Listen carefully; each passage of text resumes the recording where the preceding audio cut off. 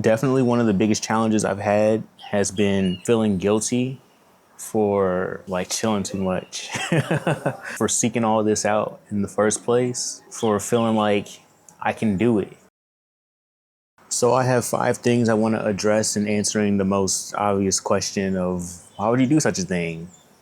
Moving down to Brazil with no safety net or idea of what the entire plan is, and I think it just starts with wanting to buy back my time, essentially.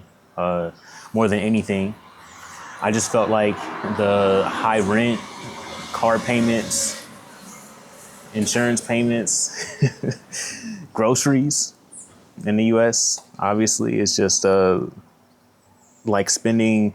I'm finding myself spending 80% of my time and energy just trying to survive. And then there's the other 10% that's spent on creating, and then the final 10% spent in traffic. So moving in the first place was all about being able to buy back my time and really focus and go all in on being an artist, a creative, and having more time and energy to actually put towards that. And all things considered, when I really sit back and I think about it, I'm kind of like, yo, what's the difference between doing what I was doing in the States, living with a little bit of money, just making ends meet, just surviving, spending all my time on just surviving, and like kind of what I'm doing now. I it probably balances all out. I'm probably doing about the same. So, and at least from here, I feel like I actually have a chance to make the vision happen. Number 2, creativity through constraint and mastery. So I've never really had like the professional work environment. I'm a video editor and a producer. I've always kind of done everything from my bedroom. And of course, I went to the studios and been able to do more work from different environments, but my home base is my home base. This is where I feel the most comfortable and the most efficient. But thankfully, as a bedroom producer, I'm able to take that anywhere. And really, I think it's really influenced my work being out here. It's really forced me to constantly learn and grow with the limitations that I do have of like not being able to buy the freshest gear or the new latest and greatest plugins and VSTs. I'm looking at you, Omnisphere 3. And through that process, I've really had to hone in on my own individual sound and the stuff that I do have to work with. I've learned so much about sound synthesis through the really powerful sense that I have had been able to acquire, like Serum. I think it's just really forced me to lean into pieces of myself, like just really honing in on that like mental health, meditative journey, spiritual journey that I'm on, and that all that really plays into the growth and the development and my style, my sound, and of course just being in a different environment, a different pace, a different headspace, and all that just kind of works together and plays back into itself. And I think that's just really took my development to places that I definitely wouldn't have even like forecasted back in like April even. Number 3, redefining success in the American guilt. So definitely one of the biggest challenges I've had has been feeling guilty for like chilling too much. Essentially, for chilling too much, for seeking all this out in the first place, for feeling like I can do it. I know I think to other people, it might sound crazy to even conceptualize living somewhere else or doing something different outside of the way that things are and the system that's already in place and all I've known. And I think to even have the courage and faith and belief in myself that no, I am worthy of everything that I am going for and trying to acquire and see for myself. And I feel like this is the way I want to go about doing that right now. Like I feel guilty about doing that, to step out of line in a way and immersing myself in a new culture and trying to feel accepted. I'm going to come back to that later. Just trying to feel accepted and just the whole deprogramming, just the whole deprogramming of capitalism and the ideals of the system. It's a continuous challenge, especially with money still being a very necessary resource and having to take a step back in order to take those big leaps forward. Like, I don't know, right now it feels worth it, but again, it still feels like there's a bit of guilt surrounding that and a bit of, I don't know how to talk about this honestly and openly as much as I would like to. You know, a lot of that is because I am just anticipating the judgment, anticipating the pushback. And I'm really just tired of feeling that way, because this is my reality, and this is the truth of the matter. I think sometimes I feel guilty that I'm not doing the 9 to 5 corporate thing. It's difficult to feel like, oh, I'm starting my day at 11 a.m. and that's chill. That's fine. Like, what's the rush? I don't feel I've never had like a corporate 9 to 5 kind of thing. I've never taken any meetings that didn't pertain to me that could have just been an email. Really had to. I've never really done that, and I don't really foresee that for me. And so I've always just kind of made do and made it happen, tried to make it happen from where I am. And again, this is just the where I'm at now. All in all, I think it just makes me feel a little guilty that I don't have to that I'm not suffering for a paycheck anymore. It still hurts.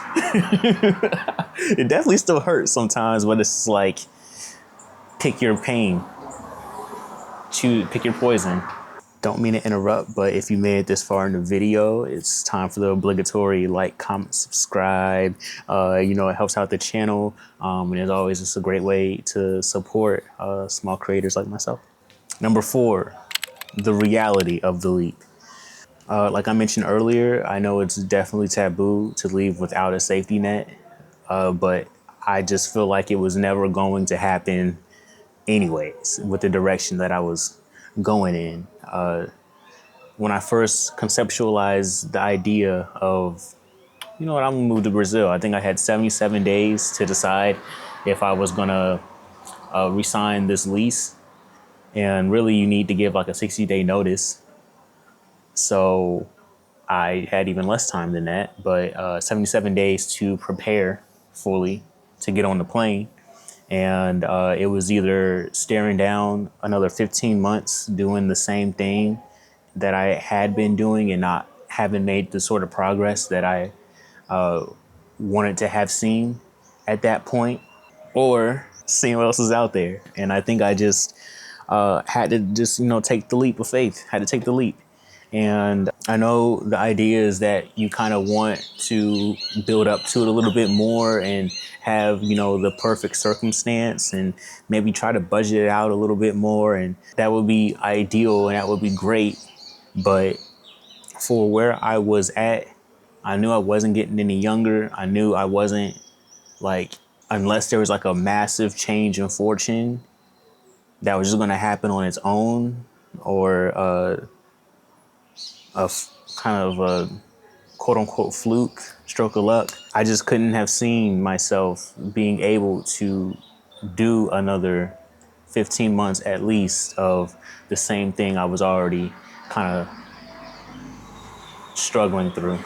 I don't really like to use that word struggle, but I know that just for simplicity's sake this time, especially with taking a whole move, an entire move that you knew wasn't going to be just like a vacation. I think that's a little bit more difficult to budget for, in a sense, anyways. So I was just gonna live life how I'm gonna live life. And finally, number five, just the culture shock. I guess this doesn't necessarily pertain to the artist side, but in general, I always just like to mention the cultural difference whenever I do one of these update videos, and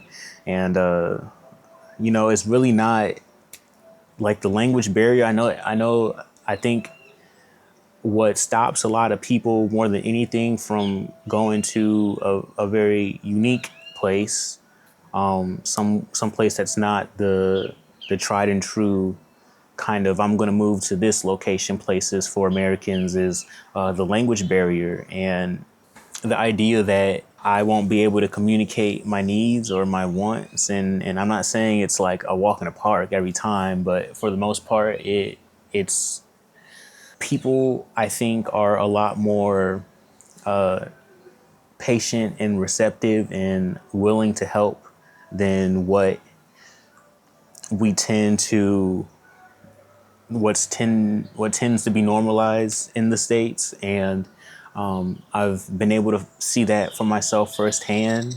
And everything isn't always a transaction. It's not always a money transaction in order for you to scratch my back, you know? So this just goes back to the culture and my own personal experience. I can only speak from the position of being an American in Brazil. I don't know if it's how much different it is for Brazilians in Brazil, or, you know, coming from anywhere else. But I think there's been a good number of instances that have shown me just how much the value of community can take precedent over just the monetary value. Like, I remember I walked into the grocery store and was looking for celery, and that's not so common down here. And so I asked homegirl at the register about it, and there's like a whole, she basically ends up getting the whole store to try to figure out if they had celery or not. They didn't, but thankfully we have come across some veggie stores, some veggie markets that do have celery, so we can make our soup. And or our Airbnb hosts are one of our first ones, and it was like the kindest dude in the world. And he, without even us asking or anything, just us even mentioning, we still need to get like a phone chip. We had been in Brazil for nearly a month and hadn't really been able to get our phone numbers yet. So he took us right down to the little bodega market and was able to be our translator for the afternoon. And then from the phone chips in that afternoon, he planted the idea in our head of like the next place we should check out going down to after we finished our term with him. And so now even like our current hosts and who we're renting from, they are also just so kind and really value like hospitality and making sure you're good more than anything, making sure that people that are spending the time in their homes are having like a good experience. And they are also very quick to help and be there and do what they can when they can. So I think all that is just so nice, underrated. It's different. It's something I'm really not used to. I feel like it's difficult sometimes to even ask for help.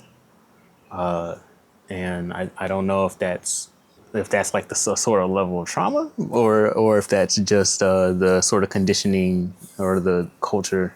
A side note, but it just feels like, so we were watching Surviving Paradise on Netflix, and it's just so interesting. I think the way that the sort of camaraderie that happens at the bottom, that happens when you don't have it all.